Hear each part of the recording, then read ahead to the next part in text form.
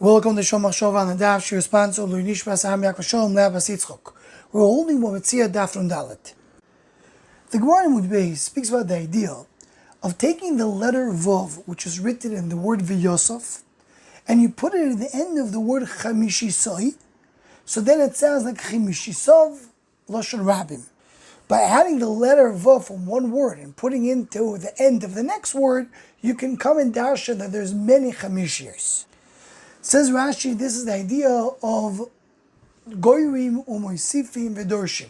We remove a letter from one word, we add it to the next word, and then we do a drasha. Rashi points out that when we take the letter, we're always going to add the letter either to the beginning of the word or the end of the word, but not the middle of the word. Happens to be that Tosfos and Sanhedrin says that really it's a machlokes in the Yerushalmi. Can you do Gor'in u'moisifim v'dorshim in the middle of the word?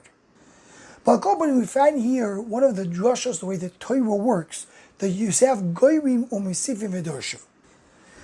The Maggid Mezrich uses this to say 2 points. Point number one, he says, we know that Chazal tell us that in a few places in Shas, that Adam and Chava were one body, and there were two partzufim, and then HaKadosh Baruch Hu came and cut them into half.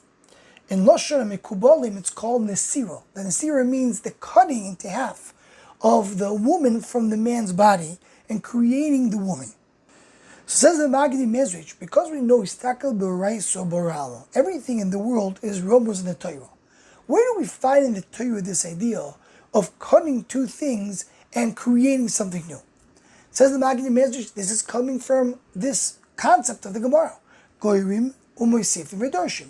Gor'in means you're cutting off a piece from one, and then you add it to the other, and then you dash it, creating something new.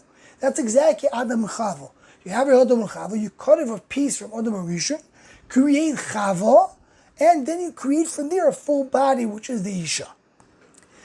Adds the Maggid Mezrich, and he says that really this is the avoid of the Baal Tshuva.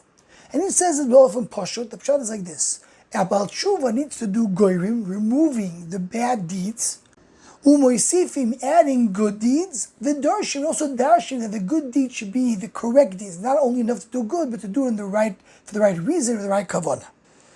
Efsher, the Maggid Mezrich, is meaning to say something deep. That has to do with the previous point that he said.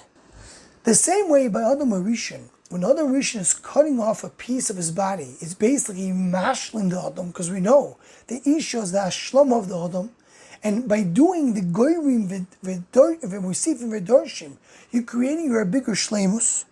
Same thing we're talking about Tshuva. We know the Gemara tells us that the ultimate goal about Tshuva is to take the zdoinos and make it into schuyos. Take all the averis and turn them to be into good.